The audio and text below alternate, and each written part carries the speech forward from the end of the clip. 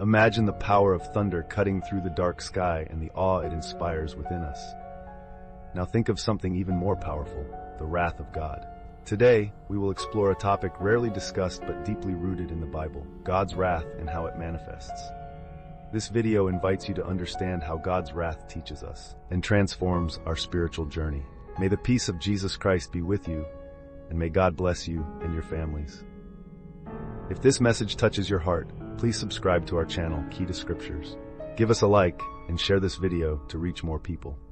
God's wrath is often avoided, perhaps due to fear or a limited understanding of how a loving God can also show anger. However, the Bible states that God is just and his wrath is not impulsive. It is directly tied to his justice. Romans 1:18 says, "The wrath of God is revealed from heaven against all ungodliness and unrighteousness of men," making it clear that his wrath is a response to sin and injustice.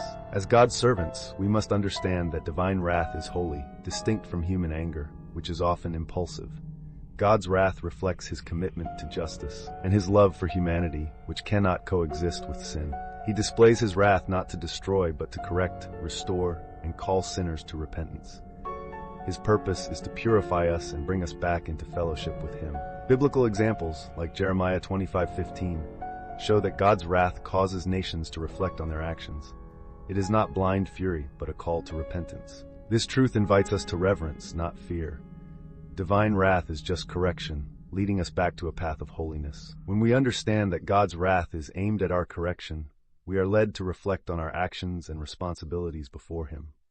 Hebrews 12:6 states, "The Lord disciplines the one he loves," showing that God's wrath, though daunting, is proof of his fatherly love. God doesn't want destruction but transformation, calling us to a righteous life where his love and peace reign supreme. We must remember that God's patience does not mean tolerance of sin. Ecclesiastes 8:11 says that God often delays judgment to give us a chance to repent, but judgment will come, and it will be just. On the cross, God's wrath against sin was poured out, not on us, but on his own Son. Isaiah 53:5 says, "He was wounded for our transgressions. Upon him was the chastisement that brought us peace." Christ took upon himself the wrath meant for us, allowing God's justice to be fulfilled without our condemnation, the greatest act of love and justice in history. This sacrifice should inspire gratitude and obedience in us. God's wrath shows how much he values holiness and how sin offends his perfection. Today, we have the chance to live in peace with him, knowing our salvation was bought with his blood. Ask yourself, how am I responding to this love? Am I living according to God's will?